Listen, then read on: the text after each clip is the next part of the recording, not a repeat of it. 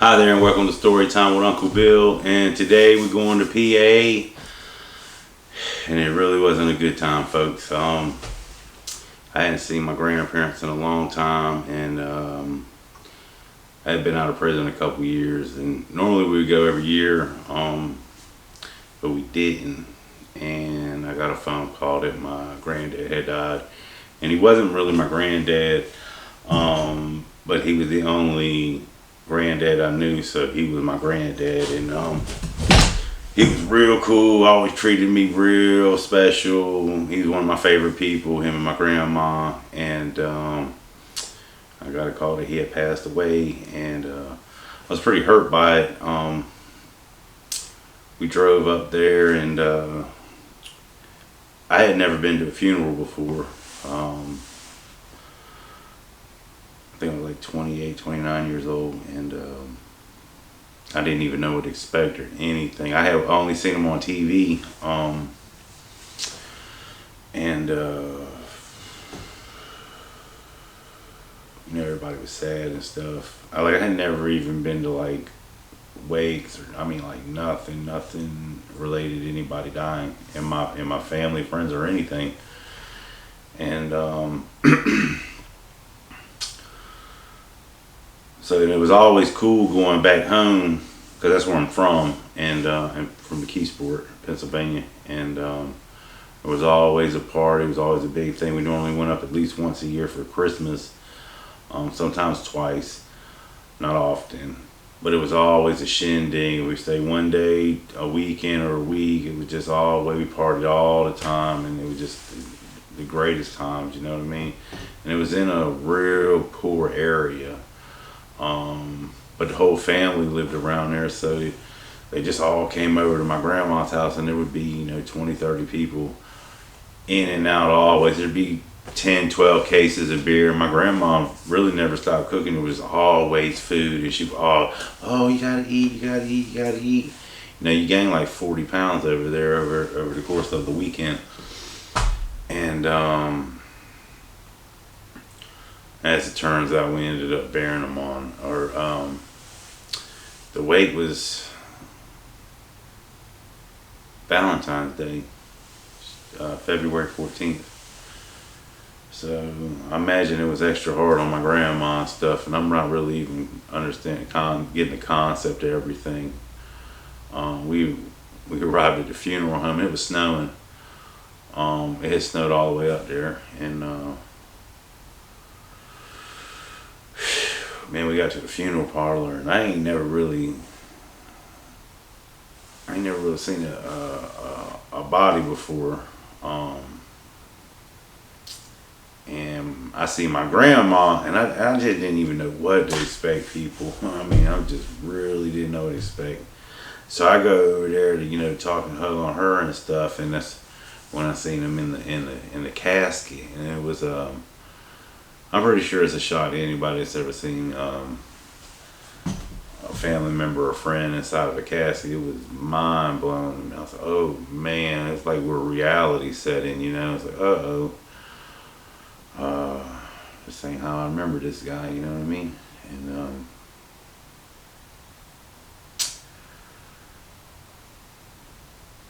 it was a lot tougher than I thought.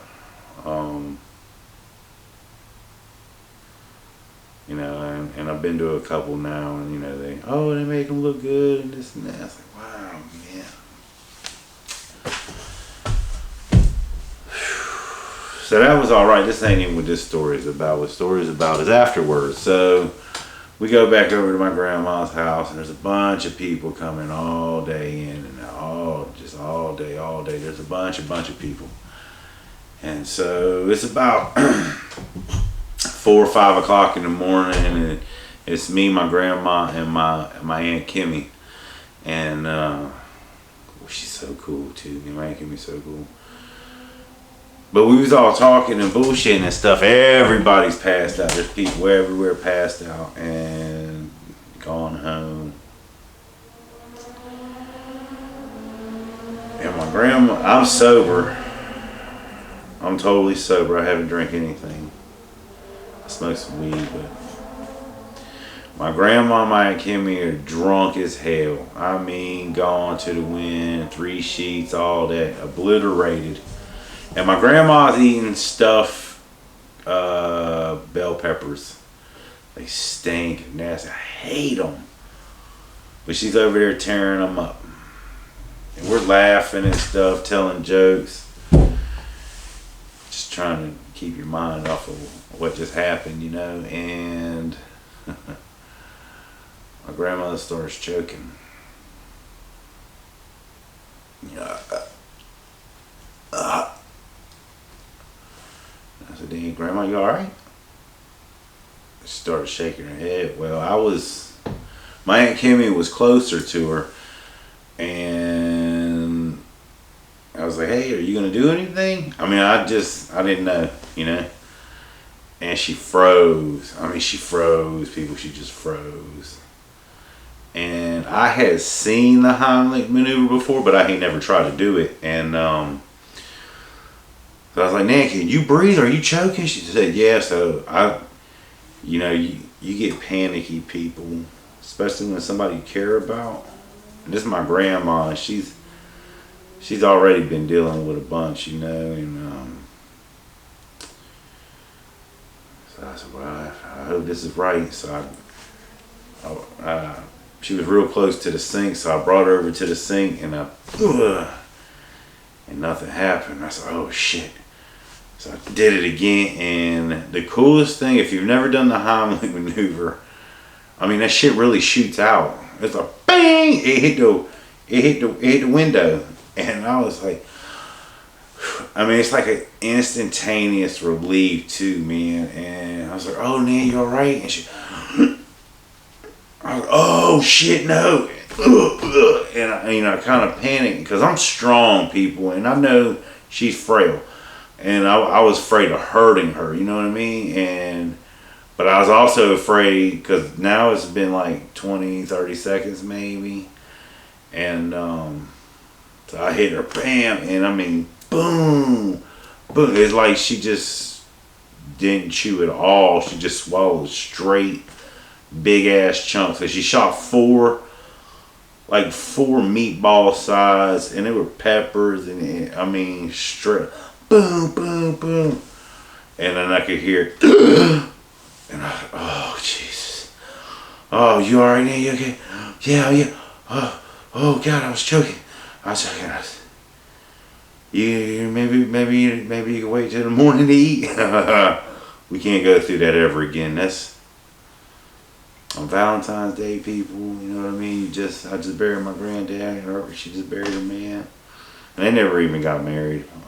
They was together like 30 years and never got married. But it was, you want to talk about scary, man. Imagine your grandma choking. And if you don't know, just right up underneath here in that solar plexus, a good push, it'll come out. Just push it, you know, come from behind, and bam. It'll make you feel good, you know what I mean? Yeah, we never really ever talk about it, you know, but it's always there. And that's the story for today. And if you like it, hit the like button, share, and subscribe. I got plenty more stories to come. And y'all have a good night. Stay safe and peace.